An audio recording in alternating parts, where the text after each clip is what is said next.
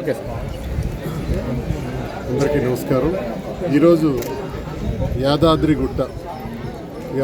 గుట్టపై వెలసి ఉన్నటువంటి శ్రీ శ్రీ శ్రీ లక్ష్మీనరసింహస్వామి మరి స్వామివారి దర్శనం కోసం ఈరోజు రావటం జరిగింది. మరి బ్రహ్మాండంగా స్వామివారిని దర్శించుకున్నాం.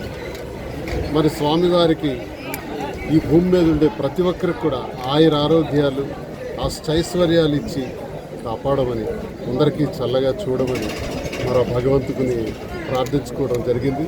మరి గొప్పగా ఘనంగా జరిగినటువంటి స్వామివారి దర్శనం జీవితంలో మర్చిపోలేని విధంగా మరి ఉంది. ఆలయ నిర్మాణం కూడా చూస్తుంటే ఆలయ ప్రాకారం కానీ మరి అద్భుతమైనటువంటి వాతావరణంలో ఉన్నటువంటి ఆలయ ప్రతిష్ట చారిత్రాత్మకంగా ఇది ఇక్కడికి దర్శించుకోవటమే ఒక జన్మ ధన్యమైనట్టుగా నేను భావిస్తున్నాను. మాధురి మేము వచ్చాం. మరి ఆలయ కమిటీ అందరూ కూడా బ్రహ్మాండంగా దర్శనం చేయించారు.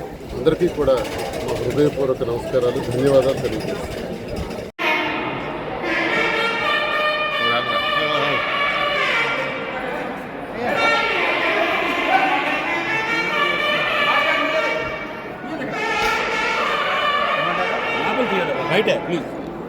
ఓకే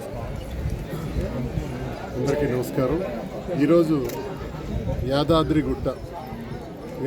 గుట్టపై వెలసి ఉన్నటువంటి శ్రీ శ్రీ శ్రీ లక్ష్మీనరసింహస్వామి మరి స్వామివారి దర్శనం కోసం ఈరోజు రావటం జరిగింది.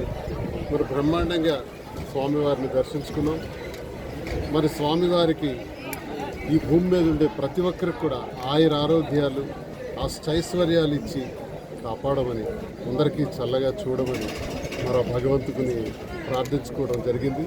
మరి గొప్పగా ఘనంగా జరిగినటువంటి స్వామివారి దర్శనం జీవితంలో మర్చిపోలేని విధంగా మరి ఉంది.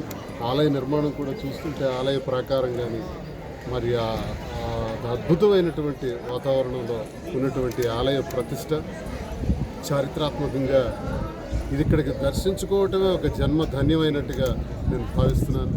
మరి మాధురి మేము వచ్చాం. మరి ఆలయ కమిటీ అందరూ కూడా బ్రహ్మాండంగా దర్శనం చేయించారు.